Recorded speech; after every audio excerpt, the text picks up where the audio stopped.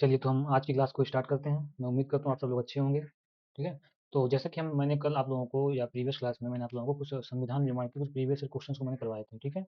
तो आज हम जो हमारी रिवीजन सीरीज थी पॉलिटी की उसको हम आगे कंटिन्यू करते हैं और हमारे संविधान की जो प्रस्तावना है और जो हमारे संविधान में 12 अनुसूचियाँ हैं उनसे संबंधित हम कुछ एसएससी के प्रीवियस क्वेश्चन को सॉल्व करते हैं करेंगे। लेकिन उससे पहले हम जो अपने संविधान की प्रस्तावना है और ये जो 12 अनुसूचियाँ हैं उनको हम एक फास्ट वे में उसको रिवाइज कर लेते हैं। उसके बाद हम कुछ इनके प्रीवियस क्वेश्चन को सॉल्व करेंगे जो आपके एसएससी सीजीएल हो चाहे सीपी हो एमटीएस जेईई यानी एसएससी जितने भी प्रीवियस ईयर्स क्वेश्चन हैं उनको हम सॉल्व करेंगे और आपके जो यूपी ट्रिपल एस सीपेट के भी जो आपके प्रीवियस क्वेश्चन हैं उनको हम सॉल्व करेंगे, ठीक है।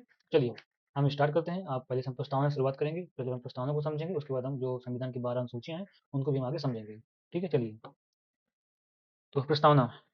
देखिए प्रस्तावना एक आपका इंट्रोडक्टरी स्टेटमेंट है कॉन्स्टिट्यूशन का, आपके संविधान का। यह एक परिचयात्मक कथन है कि संविधान के बारे में आपको परिचय देता है कि संविधान आपका कैसा, संविधान का आपका क्या सारांश है, क्या उसका सार है, मतलब it contains the summary of the constitution, या आपको संविधान की एक समरी को कंटेन करता है।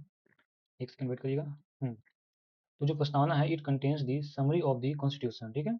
अब कॉन्स्टिट्यूशन की क्या समरी है, ये क्या है, उसको क्या सारांश है, समरी ऑफ द कॉन्स्टिट्यूशन। इसलिए हम बोलते हैं कि जो आपका प्रस्तावना है ये कैसे आपका इंट्रोडक्टरी स्टेटमेंट है आपका कॉन्स्टिट्यूशन का। तो ये हम प्रस्तावना हमको ये बताता है कि philosophy of the constitution, constitution के क्या दर्शन है, तो उसके कॉन्स्टिट्यूशन या संविधान की फिलोसफी के बारे में भी हमारी प्रस्तावना हमको बताता है। और जो प्रस्तावना को बनाया गया था जब आपका इंटायर कॉन्स्टिट्यूशन अब कंपाइल हो गया था उसके बाद प्रस्तावना इसे प्रस्तावना को बनाया जाता है, वही यहाँ पे मेंशन किया गया है। ठीक है, वही मैंने यहाँ मेंशन किया कि जो प्रियम्बल है, जो प्रस्तावना है आपका made after the entire constitution was compiled, जब आपका पूरा संविधान को प्रॉपर तरीके से कंपाइल कर लिया गया था उसके बाद ही प्रस्तावना को बनाया जाता है, ठीक है। तो मैंने बताया आपसे कि प्रस्तावना एक आपका इंट्रोडक्टरी स्टेटमेंट है यानी परिचयात्मक, यानी जो परिचयात्मक आपका कथन है जो संविधान के कारण और मार्गदर्शक मूल्यों को बताता है। फिर मैंने बताया कि इसमें संविधान का सार या सारांश निहित है। It contains the summary of the constitution, ठीक है। फिर मैंने आपको बताया कि हमें संविधान के दर्शन के बारे में भी बताता है। जो प्रस्तावना है ये हमको संविधान के दर्शन के बारे में हमको बताता है। तो इसमें मेंशन किया गया है कि tells us about the philosophy of the constitution. फिर मैंने आपको बताया कि इसे संविधान पूरी तरह तैयार होने के बाद बनाया गया था। जब संविधान आपका पूरी तरह कंप्लीट हो गया था उसके बाद प्रस्तावना को बनाया गया था। Made after the entire constitution was compiled, ठीक है। फिर मैंने बताया था आपको कि एक आपका ऑब्जेक्टिव रिजोल्यूशन होता है। तो यही से बोला गया कि जो प्रस्तावना है आपका ये एक तरह से आपका ऑब्जेक्टिव रिजोल्यूशन का एक आपका मॉडिफाइड वर्जन है। जो आपका प्रेम्बल यानी जो आपकी प्रस्तावना है वो आपका modified version of the objective resolution. अब ऑब्जेक्टिव रिजोल्यूशन आपका कब प्रेजेंट किया गया था, किसने प्रेजेंट किया था, इसको अडॉप्ट कब किया गया था, इसको मैंने जो आपके प्रीवियस लेक्चर्स थे उसमें मैंने पूरी तरह से आपको डिटेल में समझाया था। अभी हम यहाँ सिर्फ इतना समझेंगे, बता एक बार और आपको रिवाइज करवा दूंगा कि जो आपका ऑब्जेक्टिव रिजोल्यूशन है इसको प्रेजेंट किसने किया था, इसको कब लाया गया था और इसको अडॉप्ट कब किया गया था, ठीक है। हाँ, तो आपका जो ऑब्जेक्टिव रिजोल्यूशन होता है इसको प्रेजेंट आपको जवाहरलाल नेहरू जी करते हैं। कब करते हैं? 13 दिसंबर 1946 को जो आपकी संविधान सभा की जो मीटिंग होती है उसी में जो आपकी 13 दिसंबर 1946 को ही जवाहरलाल नेहरू आपके ऑब्जेक्टिव रिजोल्यूशन यानी उद्देश्य प्रस्ताव को प्रस्तुत करते हैं, ठीक है। अभी दिसंबर 1946 में आपको उद्देश्य प्रस्ताव को प्रस्तुत कर देते हैं। उसके बाद संविधान सभा जो आपका उद्देश्य प्रस्ताव था उसको 22 जनवरी 1947 को फाइनली अडॉप्ट कर लेती है। यही आगे चल करके आपका प्रस्तावना यानी प्रेम्बल का रूप ले लेता है। तो वही इसमें लिखा कि जो आपकी प्रेम्बल यानी जो आपकी प्रस्तावना है ये आपका मॉडिफाइड वर्जन होता है आपका ऑब्जेक्टिव रिजोल्यूशन का, ठीक। अब यहाँ पे कुछ आता है कि किसने मतलब किस शख्सियत ने क्या कमेंट्स किए थे आपके प्रस्तावना के ऊपर, मतलब जो प्रस्तावना पर किसने क्या टिप्पणी की थी, comments of the on the preamble. तो पहला आपका जो कमेंट किया था कि आईडी कार्ड ऑफ कॉन्स्टिट्यूशन, जो आपकी प्रस्तावना को संविधान का पहचान पत्र किसने बोला था, आईडी कार्ड ऑफ कॉन्स्टिट्यूशन, संविधान का पहचान पत्र किसने कहा था, किसने कहा था कि आपकी प्रस्तावना आपकी जो है ID card of the constitution है। तो एन ए पालकीवाला जी ने बोला था कि जो आपकी प्रस्तावना है ये आपकी आईडी कार्ड ऑफ कॉन्स्टिट्यूशन यानी संविधान के एक पहचान पत्र है। इसको एन ए पालकीवाला जी ने बोला था, ID card of the constitution. फिर आपका आता है कि पॉलिटिकल होरोस्कोप ऑफ कॉन्स्टिट्यूशन यानी संविधान की राजनीतिक कुंडली, संविधान प्रस्तावना को संविधान की राजनीतिक कुंडली यानी पॉलिटिकल होरोस्कोप ऑफ कॉन्स्टिट्यूशन किसने कहा था, किसने कहा था पॉलिटिकल होरोस्कोप ऑफ कॉन्स्टिट्यूशन। तो के एम मुंशी जी ने बोला था कि जो आपकी प्रस्तावना है ये आपकी संविधान की एक राजनीतिक कुंडली है यानी पॉलिटिकल होरोस्कोप है। इसको के एम मुंशी जी ने कहा था, ठीक। आगे चलते हैं। आगे देखिए जेवल सेट, जेवल सेट किसने कहा था, यानी आपका आभूषण समूह है। जो आपकी प्रस्तावना एक आपकी आभूषण समूह है यानी जेवल सेट है। तो जेवल सेट जो कमेंट किया था प्रस्तावना के ऊपर वो पंडित ठाकुरदास जी ने बोला था। पंडित ठाकुरदास ने बोला था कि जो प्रस्तावना एक आपका आभूषण का समूह है यानी जेवल सेट है, ठीक है। आभूषण समूह कमेंट किया था पंडित ठाकुरदास जी ने। ये कमेंट्स आपके एग्जाम से पूछे जाते हैं, चाहे वो एसएससी का एग्जाम हो या फिर यूपी ट्रिपल एस पेट या आने वाला आपको यूपीएसआई, तभी आपको कोई भी आपको जो नॉन टेक एग्जाम्स है उसमें सारे ये आपके कमेंट्स पूछे जाते हैं, ठीक। चलिए आगे देखते हैं। आगे समझते हैं कि आपका जो कॉन्स्टिट्यूशन है, जो आपका संविधान है उसका नेचर क्या है, संविधान की प्रकृति कैसी है, ठीक है। Nature of the constitution. चलिए एक एक करके हम लोग समझेंगे कि आपको संप्रभुता क्या होती है, समाजवादी, धर्मनिरपेक्ष, लोकतांत्रिक या गणतंत्र, इन सब के बारे में हम लोग समझेंगे। ये आपको मालूम होना चाहिए कि संप्रभुता क्या होती है, समाजवादी, धर्मनिरपेक्ष, लोकतांत्रिक, ये कभी-कभी आपका 1 मार्क्स में पूछ लेता है। वैसे भी आपको इन सब के बारे में मालूम होना चाहिए कि आपको संप्रभुता क्या है, समाजवादी क्या है, धर्मनिरपेक्ष क्या है, लोकतांत्रिक क्या है, आपको इसकी अंडरस्टैंड होनी चाहिए। ठीक है? यही आपको संविधान के नेचर को बताते हैं, जो मैं अभी आपको बताऊँगा। पहला आपका नेचर आपका इसमें निकल के आता है सोवरेन। सोवरेन यानी संप्रभुता। संप्रभुता क्या है? सोवरेन, सोवरेन मीन्स संप्रभुता। संप्रभुता हमको बताता है कि right to make decision on internal as well as external matter. ठीक है, right to make decision on internal as well as external matter. क्या बोलता है कि लोगों को आंतरिक और बाहरी मामलों पर निर्णय लेने का सर्वोच्च अधिकार है। कोई भी बाहरी शक्ति भारत सरकार को निर्देशित नहीं कर सकती है। भारत सरकार के पास अपना खुद के राइट्स है कि हम अपने इंटरनल और एक्सटर्नल डिसीजन ले सकें। वही इसमें बोला गया, संप्रभुता का मतलब यही बताया गया कि right to make decision, right to make decision on internal as well as external matter. No external power can dictate the government of India. कोई भी बाहरी शक्ति भारत सरकार को निर्देशित नहीं कर सकती है।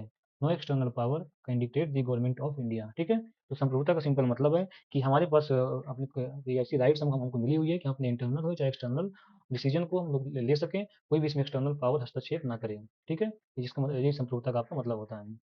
आगे चलते आगे देखते हैं हम लोग। 1 सेकंड वेट करिएगा। हम्म आगे आपका आता है सोशलिस्ट यानी समाजवादी। सोशलिस्ट का मतलब होता है कि इक्वलिटी को प्रमोट करना। ठीक है, इक्वलिटी को प्रमोट कैसे, किस सेंस में करना, कि आपकी सामाजिक और आर्थिक असमानताओं को कम करना। किस तरह से आपको असमानताओं को कम करना है, यानी आपको जो धन आपका होता है, यानी जो आपकी मनी होती है, धन सामाजिक रूप से उत्पन्न होता है और इसे समाज द्वारा समान रूप से साझा किया जाना चाहिए। यानी सामाजिक आर्थिक असमानताओं को कम करने के लिए सरकार को भूमि और उद्योग के स्वामित्व को विनियमित करना चाहिए। आपको सिंपल से याद रखना है कि टू प्रमोट द इक्वलिटी, सामाजिक और आर्थिक असमानताओं को कम करना आपको सोशलिस्ट कहलाता है, यानी समाजवादी कहलाता है। टू प्रमोट इक्वलिटी, ये आपको याद रखना है कि इक्वलिटी को प्रमोट करना। ठीक है, सामाजिक जो असमानताओं को कम करना या उन, ठीक है, हाँ, सामाजिक और आर्थिक असमानताओं को कम करना, ये आपका एक सोशलिस्ट को बताता है। जैसे आपका एग्जाम्पल रसिया, आप देखो कैपिटलिस्ट आपकी, जैसे जैसे आपकी पूंजवादी, कैपिटलिस्ट मतलब होता है पूंजवादी, तो पूंजीवादी आपकी यूएसए है, और मिक्स्ड आपकी इंडिया की इकोनॉमी आपकी मिक्स्ड है। ठीक है, कैपिटलिस्ट भी है, सोशलिस्ट भी है, तो इंडिया की इकोनॉमी आपकी मिक्स्ड में आती है। ये मैं आपको इकोनॉमी में आपको डिटेल्स में बताऊंगा कि कैपिटलिस्ट इकोनॉमी क्या होती है, सोशलिस्ट क्या होती है और मिक्स्ड इकोनॉमी क्या होती है। अभी आपको सिर्फ इतना समझना है कि सोशलिस्ट क्या है, समाज, ठीक है, समाजवादी क्या है, वो जो टू प्रमोट द इक्वलिटी यानी सामाजिक और आर्थिक असमानताओं को कम करना ही आपका सोशलिस्ट या समाजवादी कहलाता है। ठीक है, तीसरा देखते हैं। तीसरा आपका आता है सेकुलर यानी धर्मनिरपेक्ष। तीसरा जो आपका नेचर आपका है कॉन्स्टिट्यूशन संविधान का, वो आपका सेकुलर यानी सेकुलर यानी धर्मनिरपेक्ष। अब धर्मनिरपेक्ष का मतलब क्या है? देखो, धर्मनिरपेक्ष का मतलब ये है कि नागरिकों को किसी भी धर्म को मानने या किसी भी धर्म को ना मानने की पूरी आज़ादी है। जैसे मान लो मैं हूँ, ठीक है, अब मेरे अंदर मुझे ये राइट्स मिले हुए हैं कि मैं इस, चाहे मैं हिंदू धर्म मानूं, चाहे मुस्लिम, सिख या जैनिज्म, ठीक है, तो मुझे राइट्स मिले हैं, मेरे पास ऐसे राइट्स हैं कि मैं कोई भी धर्म को फॉलो कर सकता हूँ।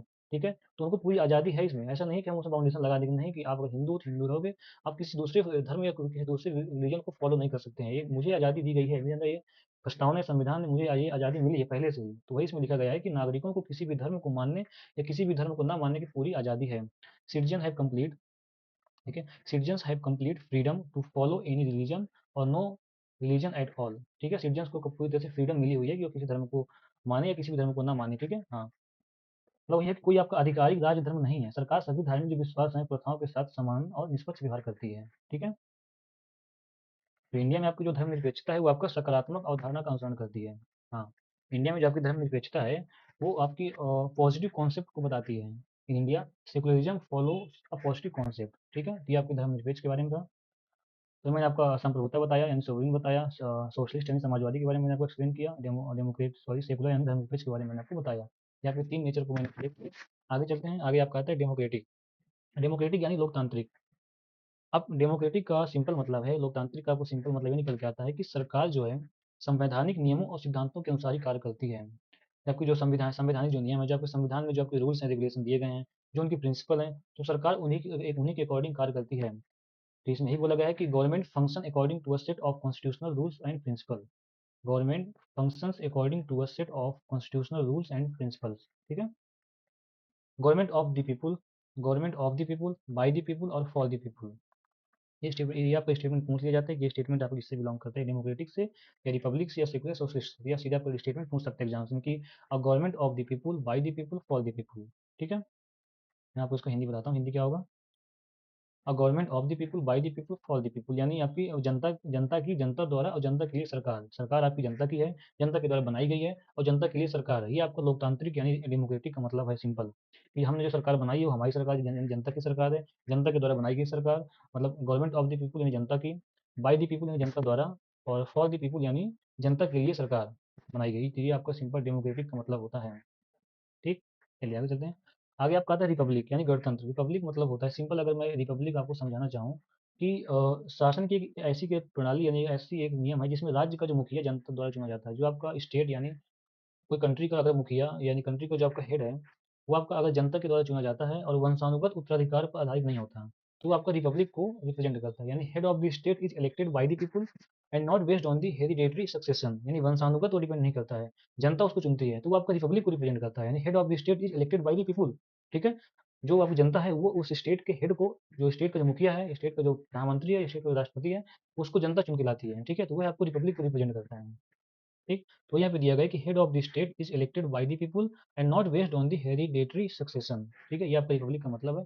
ये मैंने आपको कुछ समय जो आपके कॉन्स्टिट्यूशन के मैंने नेचर को एक्सप्लेन किया है, उसमें से पहला आपका सोवरेन था, दूसरा आपका सोशलिस्ट, तीसरा आपका सेकुलर, फोर्थ आपका डेमोक्रेटिक एंड फिफ्थ आपका रिपब्लिक था। ठीक है, तो इनकी आपको बेसिक अंडरस्टैंडिंग आपको होनी चाहिए।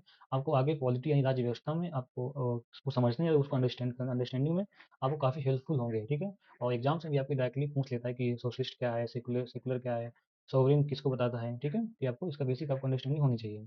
चलिए आगे चलते हैं। अब आपका जो कॉन्स्टिट्यूशन है उसका ऑब्जेक्टिव क्या है, ऑब्जेक्टिव ऑफ कॉन्स्टिट्यूशन। ठीक है, तो मैं यहाँ आपको कुछ संविधान के आपके ऑब्जेक्टिव बताऊंगा, जैसे कि आपको जस्टिस, संविधान में आपको जस्टिस को कितनी बार सॉरी आपको जो प्रस्तावना है, जो प्रस्तावना में आपको जस्टिस को कितनी बार एक्सप्लेन किया गया है। ठीक है, ये प्रस्तावना में आपको जस्टिस कितने प्रकार के दिए गए हैं, लिबर्टी यानी स्वतंत्रता प्रस्तावना में कितनी बार दी गई है। ठीक है, इक्वलिटी की चर्चा प्रस्तावना में कितनी बार किया गया है। ठीक है, फ्रेटर्निटी यानी बंधुत्व की चर्चा आपके जो प्रस्तावना में कितनी बार की गई है। तो मैं आपको एक एक करके एक्सप्लेन करता हूँ, आप लोग ध्यान से सुनिएगा। पहला आपका जो ऑब्जेक्टिव आपका था जस्टिस, जस्टिस मीन्स न्याय। आपके न्याय को जो आपका प्रेम्बल यानी जो आपकी प्रस्तावना में और प्रस्तावना में आपके तीन प्रकार के न्याय दिए गए हैं। ठीक है, three types of justice is given in preamble, यानी प्रस्तावना में आपके तीन तरह के न्याय दिए गए हैं। पहला आपको होता है social justice, economic justice and political justice. ठीक है, सोशल जस्टिस यानी आपको सामाजिक रूप से न्याय, इकोनॉमिक जस्टिस यानी आर्थिक आर्थिक न्याय, और आपका पॉलिटिकल जस्टिस यानी आपका राजनीतिक न्याय।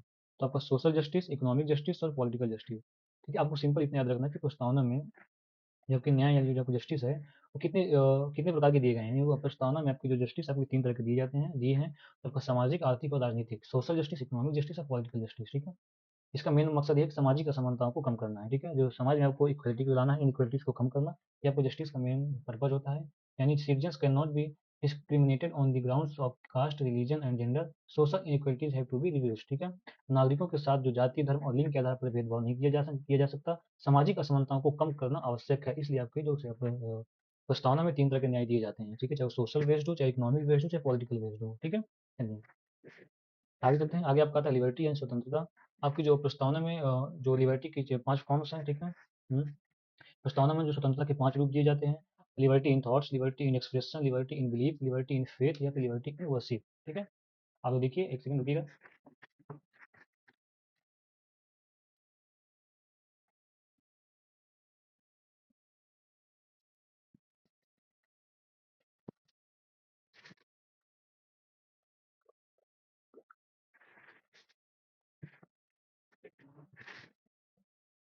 तो मैंने बताया भी आपको कि आपकी जो प्रस्तावना में स्वतंत्रता के 5 रूप दिए जाते हैं, लिबर्टी के प्रस्तावना में 5 रूप दिए गए हैं। यानी आपकी liberty in thoughts, liberty in expression, liberty in belief, liberty in faith, liberty in worship. ठीक है, विचार मतलब हमको विचार की स्वतंत्रता, अभिव्यक्ति में स्वतंत्रता, विश्वास में स्वतंत्रता, धर्म में स्वतंत्रता और उपासना में स्वतंत्रता, उपासना में हमको स्वतंत्रता। तो इसे बोला जाता है कि जब लिबर्टी का मतलब होता क्या है, लिबर्टी का मीन्स होता है कि नागरिकों के विचारों, उन्हें व्यक्त करने की इच्छा और उन्हें क्रियान्वित करने के तरीके पर कोई अनुचित प्रतिबंध नहीं होना चाहिए। इसका मतलब there are no unreasonable restrictions on a citizen in what they think, how they wish to express their thoughts and the way they wish to follow up their thoughts in actions. मतलब आपके जो citizen है उन पे आपका कोई आपका unreasonable restriction नहीं होनी चाहिए, चाहे वो थॉट्स के लिए हो, चाहे एक्सप्रेशन के लिए, चाहे बिलीफ, चाहे वो थॉट्स की आपकी लिबर्टी हो, चाहे वो एक्सप्रेशन हो, चाहे बिलीफ में लिबर्टी हो, या फिर फेथ या वर्शिप, इन सब में उनको पूरी तरह से स्वतंत्रता होनी चाहिए। तो आपके एग्जाम से पूछ लेता है कि जब आपकी प्रस्तावना में लिबर्टी के कितने फॉर्म दिए गए हैं, लिबर्टी कितने प्रकार दिए गए हैं। सिंपल आपको याद रखना कि 5 फॉर्म्स ऑफ लिबर्टी आपके गिवन होंगे, गिवन है प्रस्तावना में। ठीक है, 5 फॉर्म, 5 प्रकार। चलिए आगे देखते हैं समानता यानी इक्वलिटी। समानता आपको ये बताता है कि सभी कानून की समझ समान है। इसका मतलब ये होता है कि जो जितने भी लोग हैं वो कानून की समझ आपके समान है। पारंपरिक सामाजिक असमानताओं को समाप्त करना आवश्यक है। सरकार को सभी के लिए समान अवसर सुनिश्चित करनी चाहिए। ठीक है, इसका सिंपल मतलब ये है कि सरकार को सभी के लिए समान अवसर सुनिश्चित करना चाहिए। ठीक है, मतलब कि all are equal before the law. The traditional social inequalities must end. The government should ensure equal opportunities for all. ठीक है, सिंपल मतलब ये इक्वलिटी का आपका। तो मैंने बताया कि अब देखो मैं इसमें इंपॉर्टेंट क्या बनता है इक्वलिटी में, इसमें इंपॉर्टेंट ये बनता है कि आपके प्रस्तावना में इक्वलिटीज को कितनी तरह से एक्सप्लेन किया गया है। तो आपका ये प्रस्तावना में दो तरह की आपकी इक्वलिटीज दी गई हैं, चाहे वो इक्वलिटी इन स्टेटस हो, यानी इक्वलिटी इन स्टेटस यानी प्रतिष्ठा में समानता, और इक्वलिटी इन अपॉर्चुनिटी यानी आपके अवसर में समानता, समान अवसर मिलने चाहिए, समान अवसर या समान प्रतिष्ठा। स्टेटस इक्वल हमको मिलना चाहिए, अपॉर्चुनिटी यानी अवसर भी समान रूप से मिलना चाहिए। ठीक है, equality in status, equality in opportunity, दो तरह की इक्वलिटी आपकी प्रस्तावना में मेंशन है। अब अगला आपका आता है फ्रेटर्निटी यानी बंधुत्व। बंधुत्व का सिंपल मतलब होता है कि all of us should behave if we are member of same family. All of us should behave, all of us should behave if we are member of same family. ठीक है, सिंपल भाषा में उसको समझाता हूँ। हम सभी को एक परिवार के सदस्य की तरह व्यवहार करना चाहिए। किसी भी नागरिक को अपने साथी नागरिक को हीन नहीं मानना चाहिए। ठीक है, सिंपल मतलब ये है कि अगर हम किसी घर में रहते हैं या किसी कोई हमारी फैमिली है, तो हम सभी को एक परिवार के सदस्य की तरह व्यवहार करना चाहिए। हम चाहे घर के बाहर हो या फिर कोई दूसरा, उनको हम एक एज अपना फैमिली मेंबर, उनको एक परिवार के सदस्य की तरह ही उनसे हमको ट्रीट करना चाहिए। किसी भी नागरिक को अपने साथी नागरिक को हीन नहीं मानना चाहिए, मतलब उसे कमजोर या उसे ऐसा फील ना कराओ कि मतलब इस सोसाइटी से आपका अलग है। ठीक है, मतलब एक बंधुत्व की भावना हमारे अंदर होनी चाहिए। वही आपको बोला कि all of us should behave if we are member of same family. ठीक है। तो यहाँ तक किसी कोई डाउट होता है तो आप लोग कमेंट सेक्शन में कमेंट करिएगा। मैंने यहाँ पे आपको नेचर ऑफ द कॉन्स्टिट्यूशन, संविधान के नेचर और ऑब्जेक्टिव ऑफ द कॉन्स्टिट्यूशन मैंने क्लियर किया। नेचर ऑफ द कॉन्स्टिट्यूशन मैंने आपको बताया कि सॉवरेन, सोशलिस्ट, सेकुलर, डेमोक्रेटिक और रिपब्लिक के बारे में मैंने आपको एक्सप्लेन किया। और मैंने बोला कि आपको इन सबकी आपको बेसिक अंडरस्टैंडिंग होनी चाहिए। फिर मैंने आपको बताया कि ऑब्जेक्टिव ऑफ द कॉन्स्टिट्यूशन क्या होता है। इसमें आपका पहला मैंने बताया जस्टिस। जस्टिस आपके तीन तरह के होते हैं, जस्टिस आपके तीन तरह के दिए गए हैं आपके इस प्रस्तावना में। लिबर्टी आपकी पांच तरह की दी गई है प्रस्तावना में। इक्वलिटी आपकी दो तरह की मेंशन है। और फ्रेटर्निटी को मैं सिंपल भाषा में बताया कि फ्रेटर्निटी आपका होता क्या है। अब जो क्वेश्चन आपको यहाँ से फ्रेम हो जाता है कभी कभी, कि आपकी जो लिबर्टी है, लिबर्टी, इक्वलिटी, फ्रेटर्निटी और रिपब्लिक वो कहाँ से लिया गया, इनको फ्रांस से लिया गया है। एकमात्र जो आपका आइडियल ऑफ जस्टिस है, आइडियल ऑफ जस्टिस को आपका रशिया से लिया जाता है। Ideal of justice, hmm, ideal of justice न्याय के आदर्श रूस से लिए जाते हैं। आइडियल जस्टिस मीन्स क्या होता है कि न्याय के आदर्श हैं। आइडियल ऑफ जस्टिस मीन्स आपका न्याय के जो आदर्श हैं उनको रूस से लिया जाता है। उसके अलावा अगर देखा जाए तो लिबर्टी यानी स्वतंत्रता, इक्वलिटी यानी समानता, फ्रेटर्निटी यानी बंधुत्व और रिपब्लिक यानी गणराज्य, शब्द फ्रांस से लिए गए हैं। ठीक, तो liberty, equality, fraternity, Republic France से इन शब्द को फ्रांस से लिया गया है। और आइडियल ऑफ जस्टिस यानी आपका न्याय के आदर्श जो आपका शब्द है इसको रसिया से लिया गया था। ठीक है, चलिए आगे चलते हैं। आगे हम आपको बताएँगे कुछ आपके इम्पोर्टेंट आपके केसेस भी होते हैं जो आपके प्रस्तावना से संबंधित। तो ये आपके केसेस आपके जो एग्ज़ाम्स में काफ़ी जो रैली पूछ किया जाता है। अब इन केसेस का क्या उद्देश्य था, क्यों ये केस किए जाते हैं, क्यों, ठीक है? क्यों ये मामले ऐसे निकल के सामने आते हैं? ये इसलिए केस किए थे कि ये प्रूव करने के लिए कि क्या प्रस्तावना जो आपका संविधान का हिस्सा है और क्या इसे संशोधित किया जाना चाहिए। ठीक है? हाँ,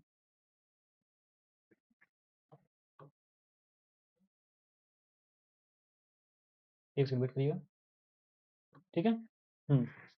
तो जो आपके मामले निकल के आते हैं, इनका मेन मकसद है कि क्या प्रस्तावना संविधान का हिस्सा है और क्या इसे संशोधित किया जा क्या इसको संशोधित किया जा सकता है या नहीं। तो इस केस में पहला आपका निकल के आता है कि वेरूबरी यूनियन केस। पहला केस आपका निकल के आता है वेरूबरी यूनियन केस, जो आपका 1960 में होता है। 1960 का वेरूबरी यूनियन केस जब आपका होता है तो सुप्रीम कोर्ट से आपका एक ये रिजल्ट निकल के आता है कि प्रेम्बल जब का जो प्रस्तावना आपका संविधान का पार्ट नहीं है, इसलिए इसको हम अमेंड यानी इसको चेंज या संशोधित नहीं कर सकते हैं। तो इसका रिजल्ट आपका आता है कि preamble is not a part of constitution, hence can not amended. ठीक है, इसलिए हम इसको इसलिए हम इसको संशोधित नहीं कर सकते हैं। Is not a legally enforceable. देखिए मैं सिंपल आपको बताऊं कि जो पेरूबरी संघ मामला जब 1960 में होता है, इसका जो सर्वोच्च न्यायालय जो ने माना था कि प्रस्तावना आपका संविधान का हिस्सा नहीं है, इसलिए हम इसको संशोधित नहीं किया जा सकता है। यह संविधान को समझने की कुंजी मात्र है। ठीक है, प्रस्तावना को इसने एक्सप्लेन किया कि आपको संविधान को समझने के लिए एक आपकी की पॉइंट है कि हम इसके थ्रू हम संविधान को समझ सकते हैं बस। यह कानूनी रूप से लागू करने योग्य नहीं है। ये सुप्रीम कोर्ट का फैसला था वेरूबरी यूनियन केस के तहत। इसने बोला था कि ये कानूनी रूप से लागू करने योग्य नहीं है। ठीक है, इसलिए संविधान का हिस्सा नहीं है। इसलिए हम इसमें कोई भी संशोधन नहीं कर सकते हैं। ठीक है, ये वेरूबरी यूनियन केस का आपको रिजल्ट निकल के आता है। आपको सिंपल याद रखना है कि वेरूबरी यूनियन केस आपका कब आया था, ये 1960 में हुआ था। सुप्रीम कोर्ट ने इसमें क्या रिजल्ट दिए थे, क्या इसमें उन्होंने इसमें प्रस्तावना को संविधान का पार्ट माना था कि नहीं माना था, बस इतना आपको याद रखना है। अब जो सबसे इंपॉर्टेंट आपको निकल के आता है केशव आनंद भारती केस। ये आपका एसएससी एग्जाम्स के जितने भी एग्जाम्स होते हैं, चाहे वो सीजीएल हो, एमटीएस हो, सीपीओ हो, या फिर आपका स्टेनो हो, या फिर आपका जेई हो, उन सब का आपका ये काफी फेवरेट क्वेश्चन बनता है केशव आनंद भारती केस, और डायरेक्टली पूछ लेता है कि केशव आनंद भारती केस कब हुआ था। ठीक है, सिर्फ इतना कई बार आपको प्रीवियस क्वेश्चन में आता है। मैं जब आपको एसएससी के प्रीवियस क्वेश्चन सारे करवाऊंगा, उसमें आपको दिखाऊंगा कि ये क्वेश्चन कितनी बार रिपीट हुआ है। ठीक है, चलिए, केशवानंद भारती केस समझते हैं। केशवानंद भारती केस कब हुआ था? ये आपका केशवानंद भारती केस आपको 1976 में होता है। इसमें जो आपका सुप्रीम कोर्ट का जो रिजल्ट निकल के आता है, मतलब इस मामले में जो सर्वोच्च न्यायालय ने बेरुबरी के दृष्टिकोण को खारिज कर दिया और माना, मतलब जो बेरुबरी जो जब केस हुआ था उसमें जो रिजल्ट आया, उस रिजल्ट को सुप्रीम कोर्ट ने खारिज कर दिया, समाप्त कर दिया, और उस सुप्रीम कोर्ट ने यह माना कि जो आपका प्रेम्बल है, जो प्रस्तावना है, जो पार्ट ऑफ कॉन्स्टिट्यूशन, उसने यहाँ पे मान लिया कि जब प्रस्तावना आपके संविधान का ही एक भाग है। तो preamble is a part of constitution. ठीक है, प्रेम्बल एक आपका संविधान का ही भाग है। प्रस्तावना संविधान का एक हिस्सा है, और इसने ये भी बोल दिया कि यह संविधान की एक मूल संरचना को दर्शाती है। प्रस्तावना केशव भारती मामला जो 1976 में होता है, इसे सुप्रीम कोर्ट यह भी मानती है कि संविधान की एक मूल संरचना को दर्शाती है प्रस्तावना, यानी it reflects the basic structure of constitution. It reflects the basic structure of constitution. Constitution का कोई बेसिक स्ट्रक्चर है, वो आपकी प्रस्तावना ही रिप्रेजेंट करती है। प्रस्तावना उसी को दर्शाती है कि आपका संविधान कैसा है, उसी बेसिक स्ट्रक्चर को प्रस्तावना रिप्रेजेंट करती है, प्रस्तावना रिफ्लेक्ट करती है। केशव भारती केस में ये दो रिजल्ट आपके जो काफी इंपॉर्टेंट रिजल्ट आपके निकल के आते हैं। ठीक है, इसलिए आपको ये इंपॉर्टेंट बन जाता है आने वाले एग्जाम्स के लिए। ठीक, चलिए, एक आपको सिर्फ सिंपल डेट याद रखनी है कि एलआईसी ऑफ इंडिया केस भी आपका प्रस्तावना से संबंधित है। तो आपका एलआईसी ऑफ इंडिया केस है, ये आपका 1995 1995 में होता है। सिंपल आपको डेट याद रखनी है, और ऐसा कुछ याद रखने योग्य नहीं है। ठीक है, चलिए आगे चलते हैं। आगे आपके कुछ इंपॉर्टेंट नोट्स आते हैं, जो आपका ये पूछ लिया जाता है कि जो आपकी प्रस्तावना है, प्रस्तावना का सिर्फ एक ही बार संशोधन होता है, और वो वो आपको जो संशोधन यानी आपको जो अमेंडमेंट कब होता है, तो ये पूछ लेता है कि जब की प्रस्तावना है उसका जो एक बार जो संशोधन होता है वो कब होता है? 1976 में होता है। और जो 42वां संविधान संशोधन के तहत 1976 में प्रियम्बल यानी प्रस्तावना में सिर्फ एक बार संशोधन किया जाता है। ठीक, हाँ, इसमें लिखा है कि preamble has been amended only once in 1976 1976 में सिर्फ आपके प्रियम्बल यानी प्रस्तावना में एक बार संशोधन किया जाता है। तो किसके? 42वें संविधान संशोधन 1976 के तहत। 42वें संविधान संशोधन यानी कॉन्स्टिट्यूशनल अमेंडमेंट 1976 के तहत आपकी जो प्रस्तावना में सिर्फ एक बार संशोधन किया जाता है। उसके तहत आपके तीन टर्म को ऐड किया जाता है: इंटीग्रिटी, सोशलिस्ट एंड सेकुलर। 42वें संविधान संशोधन 1976 के तहत आपकी प्रस्तावना में सिर्फ एक बार संशोधन किया जाता है। उसके तहत तीन टर्म को ऐड किया जाता है: इंटीग्रिटी, ठीक है, हाँ, इंटीग्रिटी यानी अखंडता, सोशलिस्ट यानी समाजवादी, सेकुलर यानी आपकी धर्मनिरपेक्ष। तो इंटीग्रिटी, सोशलिस्ट और सेकुलर, इन तीन टर्म को आपका ऐड किया जाता है 1976 में प्रस्तावना में। इन तीनों टर्म को आप लोग याद रखिएगा, पूछ सकता है कि कौन सा टर्म आपका 1976 में ऐड किया गया था। इसको याद करने के लिए आपको मैं ट्रिक बताता हूँ। I S S, I means आपका इंटीग्रिटी, एस मीन्स आपका सोशलिस्ट, दूसरे एस मीन्स आपका सेकुलर। ISS, ये आपकी ट्रिक है, जिससे आप लोग याद कर सकते हैं। ठीक है, बाकी आप लोग अपनी कोई ट्रिक बना सकते हैं अपनी इच्छा अनुसार, ये मैंने आपको बता दिया। ठीक है, अब देखिए, यहाँ तो मैंने आपको बता दिया कि प्रस्तावना क्या है। तो मैंने प्रस्तावना के सारे आपके नेचर्स क्या है प्रस्तावना के, प्रस्तावना का आपके ऑब्जेक्टिव क्या थे, प्रस्तावना से संबंधित आपके कौन कौन से केस थे, ये सब को मैंने यहाँ पे आपको क्लियर कर दिया है। एक पॉइंट आपको निकल के आता है कि प्रस्तावना को हम जो आपके preamble is not enforceable in the court of law. मतलब सिंपल है कि यह न्यायालय में प्रवर्तनीय नहीं है। जबकि प्रस्तावना है, प्रस्तावना आपका न्यायालय में प्रवर्तनीय नहीं है।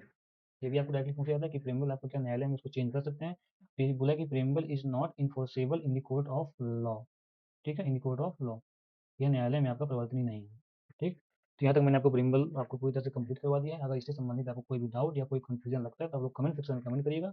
बाकी मैं आपको आगे बताता हूँ कि अब वो कौन सी आपकी 12 अनुसूचियाँ हैं जो आपका एग्जाम्स में डायरेक्टली क्वेश्चन, और कई बार इससे क्वेश्चन पूछा जाता है, बार बार क्वेश्चन आता है। तो इनको आपको सिर्फ सिंपल याद रखना है कि किस अनुसूची में क्या सम्मिलित है, और इससे आप इसके अलावा कुछ भी नहीं याद रखना है। ठीक है, हाँ, तो मैं अभी आगे आपको आने वाले 10 मिनट में मैं आपको सारी अनुसूचियाँ आपको एक बार रिवाइज करवा देता हूँ। ठीक है, फिर उसके बाद हम फिर प्रीवियस क्वेश्चन सॉल्व करेंगे। चलिए, हम्म,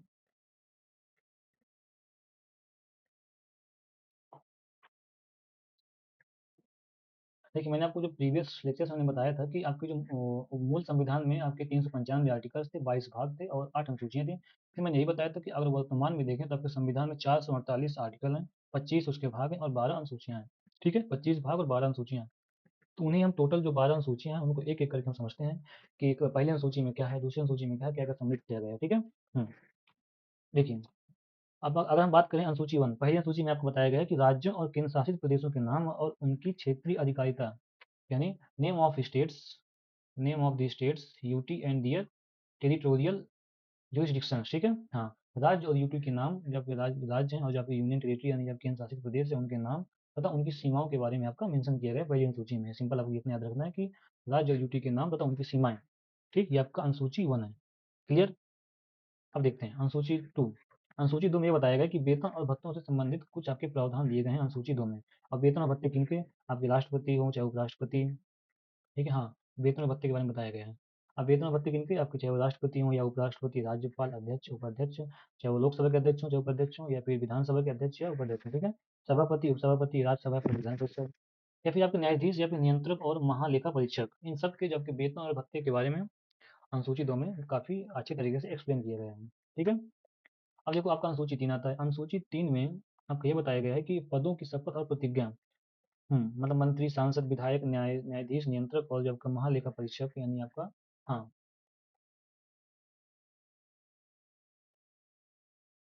एक सेकंड वेट करिएगा, एक सेकंड,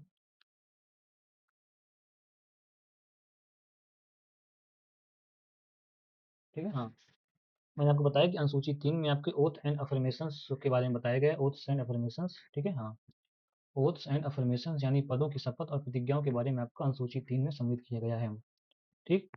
अब अनुसूची 4 में क्या है कि आपके allocations of seats in Rajya Sabha, Rajya Sabha में सीटों का आवंटन कैसे किया जाना चाहिए उसके बारे में आपका अनुसूची 4 में सम्मिलित किया गया है। सिंपल इसको आप लोग याद कर सकते हैं, कोई इतना आपका ट्रिकी नहीं है, इतना कोई टफ नहीं है। सिंपली इसमें मेंशन किया गया है कि allocation of seats in Rajya Sabha, Rajya Sabha में सीटों का आवंटन कैसे किया जाना चाहिए। तो उसके बारे में आपका अनुसूची 4 में मेंशन किया गया है। मैंने जो लिख रखा है वही एग्जाम में पूछता है बस, उसके अलावा आपको कुछ याद करने की आवश्यकता नहीं है, ठीक है। आप लोग सिर्फ सिंपल इतना याद रखिए कि किस अनुसूची में क्या मेंशन किया गया है, ठीक। चलिए अनुसूची 5 में आते हैं। अब देखो अनुसूची 5 में क्या बताया गया है कि provisions related to scheduled areas and scheduled tribes, यानी अनुसूचित क्षेत्रों और अनुसूचित जनजातियों के प्रशासन से संबंधित प्रावधान। जबकि कुछ आपके अनुसूचित क्षेत्र होते हैं या फिर कुछ आपकी जो अनुसूचित जनजातियां होती हैं, उनके जो प्रशासन से संबंधित क्या क्या प्रावधान यानी क्या क्या प्रोविजंस होने चाहिए, उनके बारे में आपको अनुसूची 5 में बताया गया है। अब इस अनुसूची 5 में कैसे कौन कौन से राज्य या स्टेट्स लिए गए हैं, जहाँ पे ऐसे जहाँ के आपके अनुसूचित क्षेत्र अनुसूचित जनजातियों को मेंशन किया गया अनुसूची 5 में। तो अनुसूची 5 में आपके जो स्टेट्स आते हैं उनमें से आपके जैसे आपका आंध्र प्रदेश हो गया, छत्तीसगढ़, महाराष्ट्र, झारखंड, मध्य प्रदेश, गुजरात, हिमाचल प्रदेश, उड़ीसा, राजस्थान और तेलंगाना के जो आपका अनुसूचित क्षेत्र और अनुसूचित जनजातियों को आपका अनुसूची 5 में मेंशन किया गया है, ठीक है। हाँ, अनुसूची 5 में इनको मेंशन किया गया है, ठीक। चलिए आगे चलते हैं अनुसूची 6। अनुसूची 6 में आपको क्या है कि कुछ आपके स्पेशल जो आपके स्टेट्स थे, वहाँ के जनजातीय क्षेत्रों के प्रशासन से संबंधित प्रावधान दिए गए हैं। कुछ आपके ऐसे स्पेशल स्टेट्स थे जिनको हमने अलग कर दिया, जैसे आपके नॉर्थ ईस्ट के कुछ आपके ऐसे स्टेट्स थे जिनको हमने अलग स्टेट्स में डाल दिया, ठीक है। कि वहाँ की आपकी जो अनुसूचित जो आपकी जनजातियाँ हैं या जो आपकी उन जनजातियों के जो क्षेत्र हैं उनको अलग से हम एक अलग अनुसूची में मेंशन कर दिए हैं। तो इसमें से पूछा जाता है कि वो कौन से ऐसे स्टेट्स हैं नॉर्थ ईस्ट के, ठीक है ना, जो आपकी अनुसूची 6 का हिस्सा है।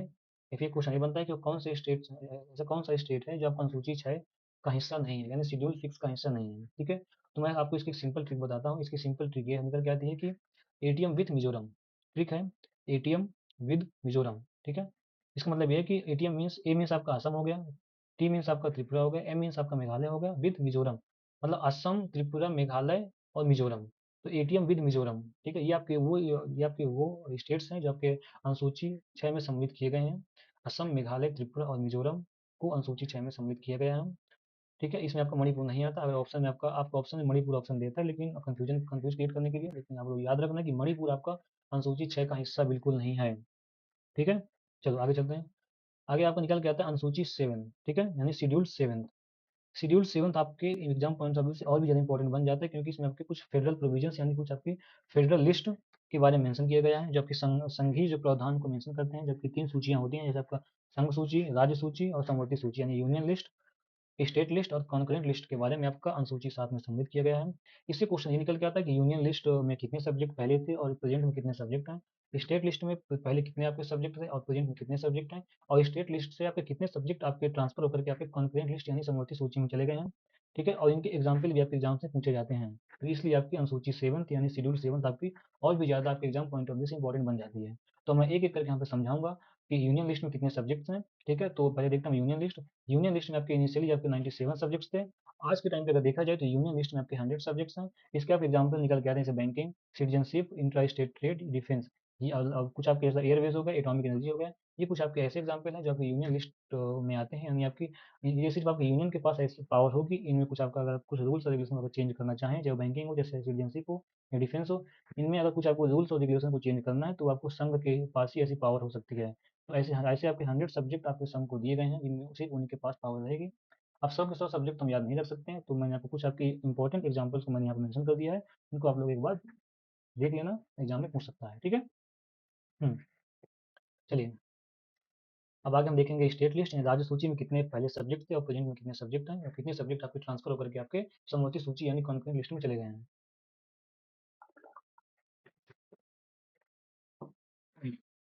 चलिए बस मैं आपका 5 मिनट और लूँगा, उसके बाद क्लास को एंड करते हैं। देखिए स्टेट लिस्ट यानी राज्य सूची में क्या था कि पहले आपको स्टार्टिंग में इसमें 66 सब्जेक्ट मेंशन किए गए थे, लेकिन कुछ आपके सब्जेक्ट ऐसे थे जो आपके काफ़ी विवादित थे राज्य और सेंटर को लेकर के, इसलिए उन जो सब्जेक्ट्स को हम कॉन्करेंट लिस्ट में समवर्ती सूची में हमने डाल दिए हैं। अब समवर्ती सूची में क्या था कि इसमें सेंटर और स्टेट्स दोनों इसमें आपके अपनी कंफर्टेबिलिटी के हिसाब से कुछ डिसीजन से कुछ लॉ बना सकते हैं समवर्ती सूची में।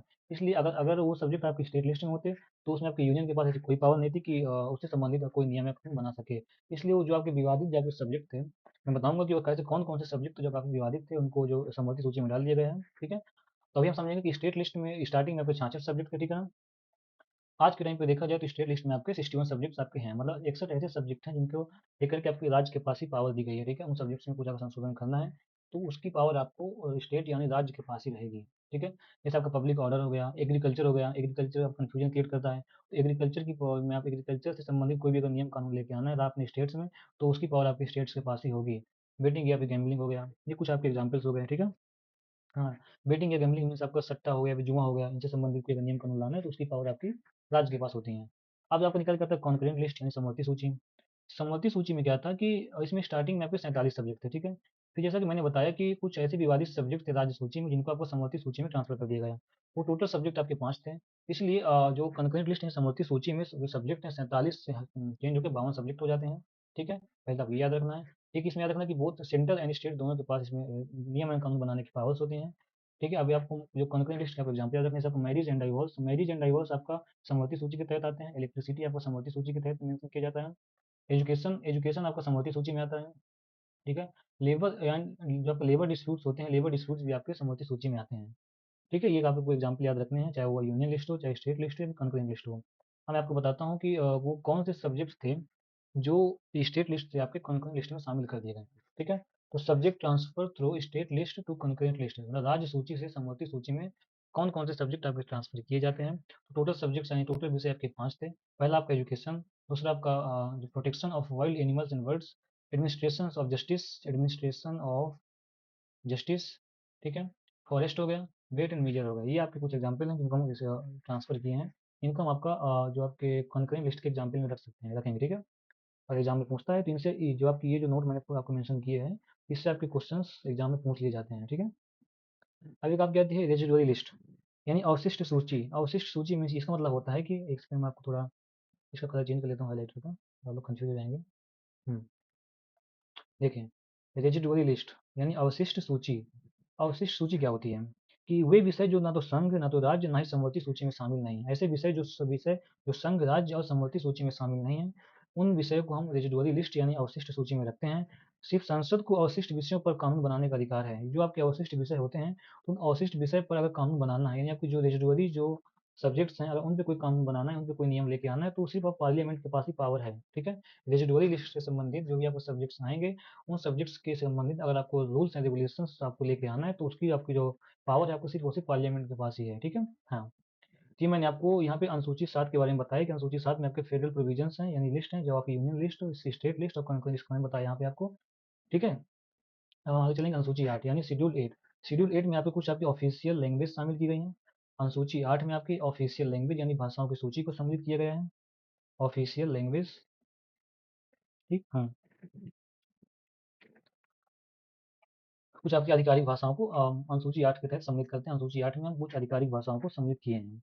उसमें से पहले देखें, अगर आपको जो ओरिजिनली यानी मूलतः आपकी 14 भाषाएं थी टोटल।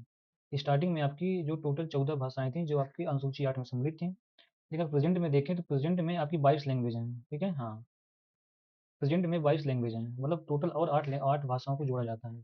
अभी 8 कौन-कौन सी भाषाएँ, क्वेश्चन यहाँ से बनता है कि कौन-कौन सी भाषाओं को किस संविधान संशोधन के तहत जोड़ा गया है, ठीक? एक तो आपको याद रखना है कि अनुसूची 8 में आपकी जो आधिकारिक भाषाओं को सम्मिलित किया गया है। ओरिजिनली अगर देखें तो 14 या 14 भाषाएँ थीं और अगर प्रेज़ेंट में देखें तो आपकी 22 भाषाएँ थीं। तो हमने 8 भाषाओं को और ऐड किया। अब क्वेश्चन ये बनता है कि ये 8 भाषाएँ हैं, इनको कौन से संविधान संशोधन के तहत कब, कैसे, कब और कितनी भाषाओं को ऐड किया गया? तो जो पहला संविधान संशोधन आपका 21वां संविधान संशोधन 1967 के तहत सिंधी भाषा को ऐड किया जाता है, ठीक है? एक आपका संविधान संशोधन आपका होता है जिसको जो आपका 21वां संविधान संशोधन होता है वो आपको 1967 में होता है। उसके तहत सिंधी भाषा को ऐड किया जाता है। फिर आपका जो अगला संविधान संशोधन आपका होता है वो आपका 71वां संविधान संशोधन होता है। 71वां संविधान संशोधन, 71वें संविधान संशोधन जो आपका 1992 में होता है, इसके तहत 3 भाषाओं को जोड़ा जाता है।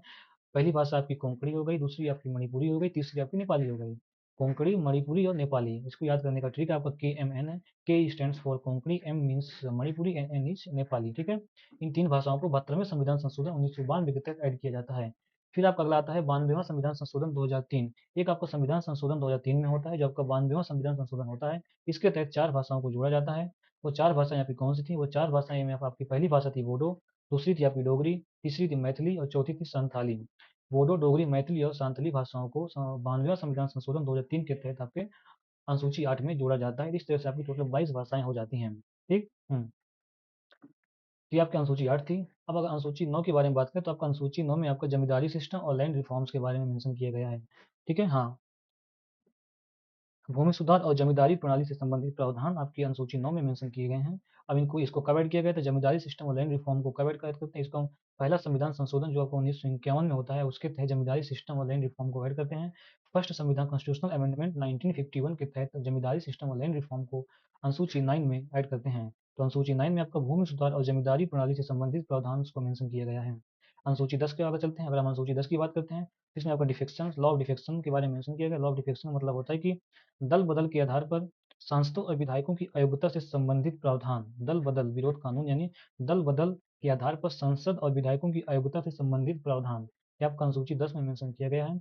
अब ये दल बदल ये आपका क्या होता है कि अगर मान लो कि कोई विधायक, एक्स पार्टी का कोई विधायक अगर वाई पार्टी में शामिल होना चाहता है, तो वो अगर उस पार्टी में जाना चाहता है तो कितने परसेंट विधायक उस पार्टी में जाएं ताकि उन पर आपके लॉ ऑफ डिफेक्शन, दल बदल का कानून ना लगे। अगर उस परसेंटेज से कम विधायक उस पार्टी में शामिल होते हैं तो उनके अगेंस्ट आपका लॉ ऑफ डिफेक्शन यानी दल बदल विरोध का जो आपका नियम लग जाएगा और उनकी जो मान्यता को रद्द कर दिया जाता है, चाहे वो विधायक हो चाहे सांसद हो। ठीक है?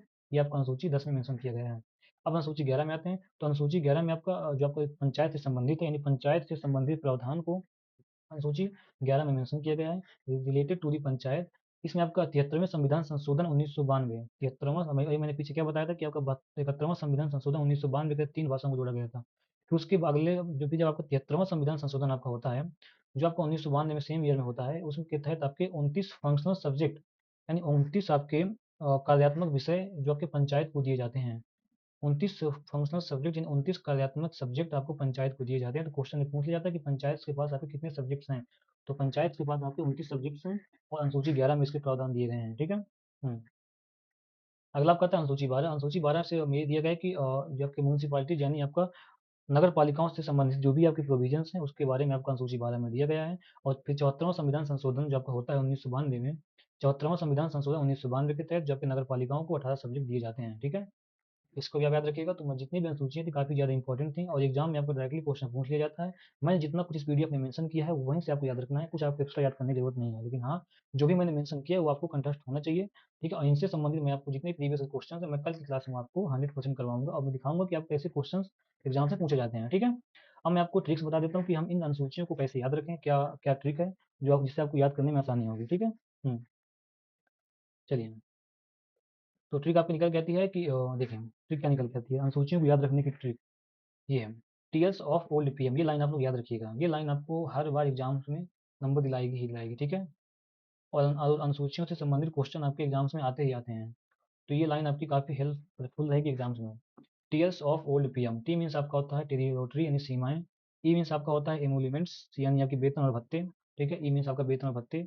यहाँ मैंने इंग्लिश में लिखा है तो आप लोग इसको थोड़ा बहुत एडजस्ट करिएगा और इसको याद करने की कोशिश करिएगा। ए मीन्स आपका होता है एफर्मेशंस यानी आपकी शपथ और प्रतिज्ञापन। आर मीन्स आपका होता है राज्यसभा यानी, ठीक है? और एस मीन्स आपका होता है शेड्यूल एरिया यानी अनुसूचित क्षेत्र। ओ मीन्स आपका होता है अदर शेड्यूल एरिया जो मैंने बताया था आपका ADM with Mizoram. F means आपका होता है फेडरल प्रोविजन यानी संघीय प्रावधान यानी लिस्ट। ठीक है। ओ मीन्स आपका होता है आधिकारिक भाषा यानी ऑफिशियल लैंग्वेज, ठीक है, ऑफिशियल लैंग्वेज। एल मीन्स आपका होता है भूमि प्रावधान यानी लैंड प्रोविजंस। डी मीन्स आपका होता है डिफेक्शन, लॉ ऑफ डिफेक्शन, ठीक है। पी मीन्स आपका होता है पंचायत। एम मीन्स आपका होता है म्यूनसिपालिटी यानी नगर पालिका, नगर पालिका, ठीक है। ये आपकी ट्रिक है जिसको आप लोग याद रखना है एग्जाम में, काफ़ी आपकी हेल्पफुल होगी।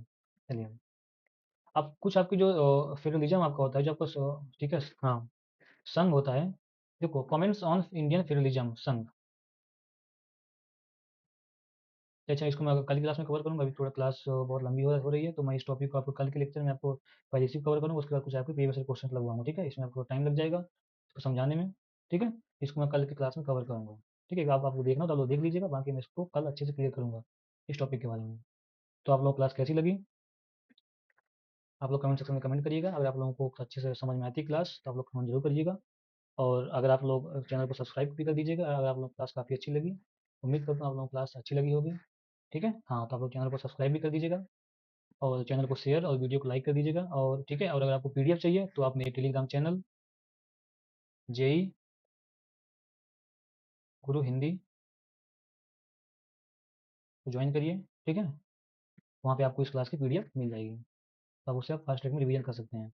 चलिए, हमारी क्लास यहीं पे खत्म करते हैं। चलिए, धन्यवाद।